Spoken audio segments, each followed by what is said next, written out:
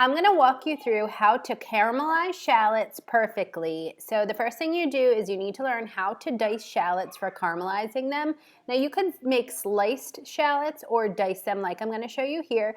You just cut both ends off the shallot, slice the shallot in half lengthwise, peel out the outer paper layer of the shallot. Sometimes I just peel off the first ring of shallot too, because it comes off way easier. And then you slice shallot in about 1/2 inch segments a long way, then turn it and slice shallot the other way to make 1/2 inch little diced chunks. And then once you have them all ready, it's time to set a medium or large pan on the stove to medium-high heat. You could use a cast iron skillet, but I do go rogue, people would consider it, and sometimes I do use a nonstick pan.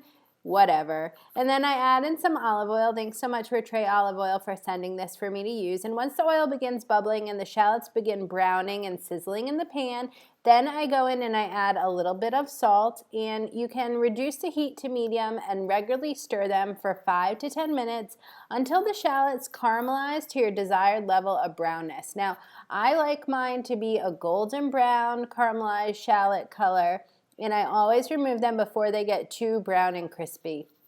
On the recipe at Sip Bite Go, you could see that at this stage you could also add in about a tablespoon of butter. It's optional, but if your shallots are burning or browning too fast, add some butter in there. And at the end, sometimes I sprinkle a little cilantro or parsley or something else on. You're gonna love this recipe, and you can see that sometimes I put them on toast, crostinis, pastas, pizzas.